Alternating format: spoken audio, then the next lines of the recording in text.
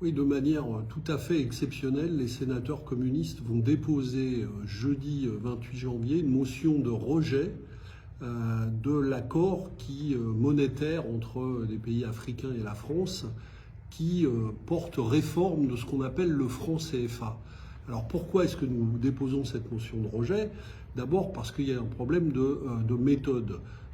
Cette réforme concerne au premier chef 130 millions d'Africains, de 8 pays africains, et aucun parlement de ces pays n'a encore été saisi de ce projet d'accord. Donc la France, une fois encore, est la première à ratifier ce projet et donc prend la main dans le précaré français en Afrique pour ne pas laisser les Africains décider de l'instrument monétaire dont ils ont besoin.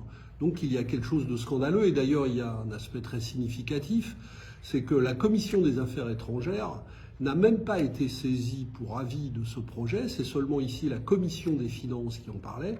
Donc pour la France, c'est très clair, ça n'est pas une affaire qui concerne au premier chef les Africains, c'est une affaire qui concerne le Trésor français. Touchez pas au Grisby, ça nous appartient, donc c'est aux Français de décider. Donc cette manière de faire nous paraît tout à fait scandaleuse. Le gouvernement français présente cet accord comme une sortie de ce qu'on appelait le franc CFA.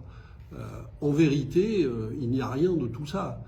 Ça n'est pas une avancée vers un instrument monétaire plus indépendant et plus souverain pour les pays africains. C'est au mieux un ravalement de façade du franc CFA, avec les mêmes règles, les mêmes fondamentaux que précédemment.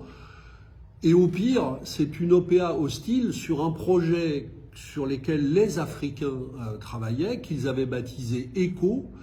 Et les Français, nous volons le nom, donc ça ne s'appellera plus franc CFA, ça s'appellera ECO, qui était le nom imaginé par ces pays africains de la CEDEAO pour commencer à travailler un instrument monétaire commun.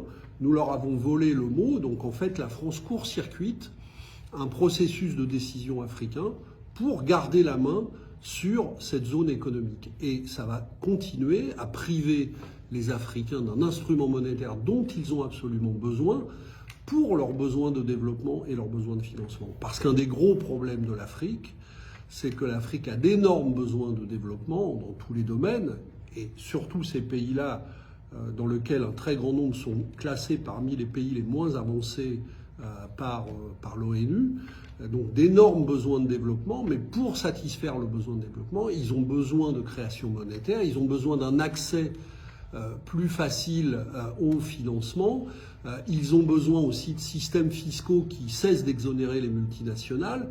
Or, au lieu de les aider à construire ces instruments, eh bien, nous maintenons une espèce de domination monétaire de la France sur ces pays pour les empêcher de trouver les moyens d'un développement souverain. Donc pour toutes ces raisons, pour nous, le projet est inacceptable et nous allons déposer une motion de rejet pour le signifier très clairement.